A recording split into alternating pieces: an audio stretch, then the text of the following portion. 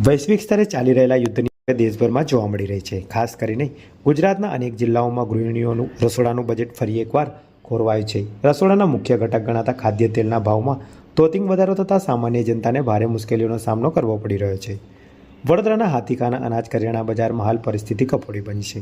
સિંગ તેલ ભરવાની સિઝન હોવા છતાં ઈરાન અમેરિકા વચ્ચેના તણાવના પગલે તેલના ડબ્બા દીઠ આશરે 200નો વધારો નોંધાયો છે, જે ગૃહિણીઓ માટે ચિંતાનો વિષય બન્યો છે. વિગતો મુજબ બજારમાં પામોલીન તેલનો ભાવ 2200થી વધીને 2400 સુધી પહોંચી ગયો છે, જ્યારે કપાસિયા તેલનો ડબ્બો 2500 સુધી વેચાઈ રહ્યો છે. સૌથી વધુ વપરાશમાં આવતું સિંગ તેલ હાલ 3050ના ભાવે મળી રહ્યું છે, જેમાં આંશિક વધારો નોંધાયો છે. અન્ય તેલના ભાવ પણ હવે 2400થી 2600ની રેન્જમાં જોવા મળી રહ્યા છે. તેલ ભાવમાં સતત વધારાને કારણે મધ્યમ વર્ગના પરિવાર પર આર્થિક બોજો વધ્યો છે. સામાન્ય જનતા હવે સરકાર પાસે રાહતની આશા રાખી રહી છે. હાલ વડોદરા હોલસેલ અનાજ બજાર હાથીખાનામાં કોઈ પણ વસ્તુનો પુરવઠો માણસને નહીં મળે એવું છે જ નહીં. પુરવઠાનો પૂરતો સ્ટોક છે. કોઈ પણ વ્યક્તિએ પેનિક થવાની જરૂર નથી. સીધા તમારા પ્રશ્ન પર આવીએ પહેલાં કે તેલનો ભાવ વધારો જે છે એ તેલના જે તેલ અત્યારે હવે પ્લાસ્ટિકના ટીનમાં આવવા માંડ્યા અને પ્લાસ્ટિકના દાણાનો ભાવ ઓલમોસ્ટ ડબલ થઈ ગયો છે યુદ્ધની પરિસ્થિતિને કારણે, ક્રૂડ અને ઓઇલને કારણે. તો જેને કારણે જે પ્લાસ્ટિકના બેરલ ટીનનો જે ભાવ વધ્યો છે એ ભાવ વધારો તેલના ડબ્બા પર લાગ્યો છે.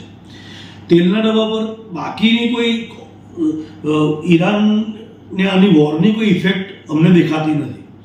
એ સિવાય તમે કઠોળ અનાજમાં ગણશો તો ભારત મોટે ભાગે એક્સપોર્ટ કરતો દેશ છે અને આપણા દેશમાં કોઈ વસ્તુની અછત નથી. તમામ વસ્તુનો પૂરતો સ્ટોક છે.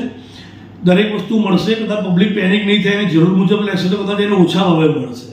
આજે મરચું છે, હળદર છે, આ બધા ઇન્ટરનેશનલ લેવલ ઉપર 8%થી 18%ના ભાવો ઓલરેડી ઘટી ગયા છે, કારણ કે આપણું એક્સપોર્ટ બંધ છે અત્યારે. એટલે આપણે માણસે કોઈ પેનિક થવાની જરૂર નથી. વડોદરા શહેરની જનતાને અમારી નમ્ર વિનંતી છે કે દરેક વસ્તુનો પુરવઠો પૂરતા પ્રમાણમાં છે, જોઈએ એટલો છે. કોરોના જેવા સમયમાં પણ અમે તમને આપી શક્યા છે, તો આ સમયમાં તો કોઈ એવી પરિસ્થિતિ જ નથી કે કોઈ વસ્તુની શોર્ટેજ રહે. માટે કોઈ વ્યક્તિએ ગભરાવાની, પેનિક થવાની જરૂર નથી અને વ્યાજબી ભાવે તમને માર્કેટમાંથી માલ મળતો રહેશે. અત્યારે તેલની સિઝન છે, એટલે સિઝનના ટાઈમે જ્યારે 300 અંદાજિત રૂપિયા જેટલો વધારો આ ગૃહિણીઓ માટે કદાચ વોર ઇફેક્ટ કહી શકાય? હા, 100%. ગૃહિણી માટે વોર ઇફેક્ટ એટલા માટે કહેવાય કે ભરવાના ટાઈમમાં 150-200 રૂપિયાનો વધારો આવ્યો તો સ્વાભાવિક છે કે થોડોક ગૃહિણીને એવું લાગે, એમના બજેટમાંથી થોડું વધારે પૈસાનો ખર્ચ આમાં થાય. પરંતુ એક બાજુ વોર ઇફેક્ટ છે. આ બધી વસ્તુ ક્રૂડ અને કન્સલ્ટ જે વસ્તુ છે એને કારણે ભાવ વધ્યા હોય થોડા ઘણા, પ્લસ પબ્લિક થોડાક સમય પેનિક થઈને જ્યારે ખરીદી કરવા આવે તો ઓબ્વિયસલી છે કે ડિમાન્ડની સામે સ્ટોક ઓછો હોય તો 5-50 રૂપિયા વધે. પણ અત્યારે કોઈ પરિસ્થિતિ એકદમ નોર્મલ છે અને કોઈ એવો ભાવ વધારો અત્યારે હાલમાં છેલ્લા 1-2 દિવસથી છે નહીં. જે 5-15 દિવસ પહેલાં પ્લાસ્ટિકના દાણાને લીધે જે ભાવ વધ્યા અને જે ભાવ વધારો છે એના સિવાય કોઈ વિશેષ ભાવ વધારો હાલ નથી.